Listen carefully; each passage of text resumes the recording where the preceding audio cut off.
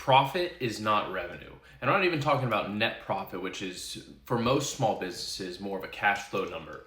I'm talking about the money that is left over after the direct costs of the services you render. And the reason I bring this up is I have a client that I've been working with for a number of years, and they have seasonal issues with cash flow where they need to accumulate a bunch of cash, and then they have a couple months where it starts to taper off. They have attrition with their membership base, and you have this downslide, and then it kind of comes back up, right? Very seasonal business. We know what we're expecting. And so I do a lot of forecasting for them with either cash flow or long-term forecasts and budgeting.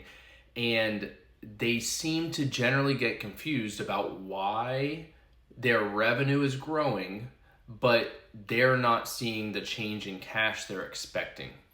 And this is for them because of a couple things, but it all comes down to profit. Their revenue is based off a couple different things that they're doing. There are some that have higher margins and some that have lower margins. And so what they've been seeing is hey, we had $50,000 in revenue 2 months ago. Last month we had $60,000, and this month we had 70. And that feels like you should be making an extra $10,000 or $20,000 as revenue is increasing. What ends up happening is the unit mix changes.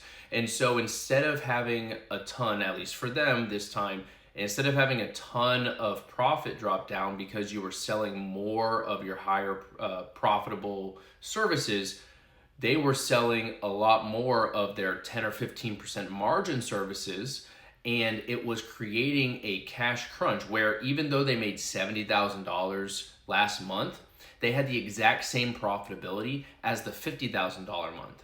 And so it is so vitally important to understand profit and to understand the profitability of your services, because the mix of services that you're selling does impact how your business is going to perform. Just because you had a ton of revenue doesn't mean that you're going to increase your profit. And if you're not increasing your profit, then you doing $50,000 or $100,000 may feel really busy, but may not be better for your business. So make sure you're understanding what's going on. Make sure that your books are set up to track all of your direct costs. Make sure that you're looking at your profit every single month so that you understand not only the trends in revenue, but the trends in profit that will actually allow you to support your business and all of your operating expenses.